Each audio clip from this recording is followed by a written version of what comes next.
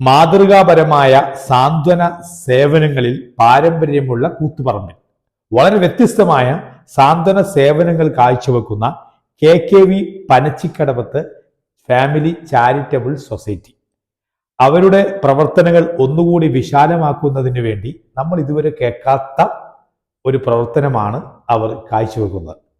അതായത് അവരുടെ പ്രവർത്തനങ്ങൾക്ക് ആക്കം കൂട്ടുന്നതിന് വേണ്ടി അവർ സ്വന്തമായി ഒരു ആസ്ഥാന മന്ദിരം ഉണ്ടാക്കി ഈ വെള്ളിയാഴ്ച 3:30 ഉദ്ഘാടനം ചെയ്യാണ്.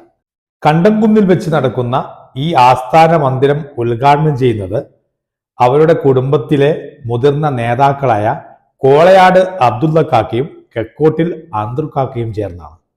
അപ്പൊ ഈ ഉദ്ഘാടന പരിപാടി 1:30 മുതൽ ആരംഭിക്കുന്നുണ്ട്. അപ്പൊ അതിന് ഒമാൻ KKV കമ്മിറ്റി എല്ലാവിധ ആശംസകളും നേരുന്നതോടൊപ്പം മമ്മൂ സ്റ്റോറിയും ഈ വേറിട്ട പ്രവർത്തനത്തിന്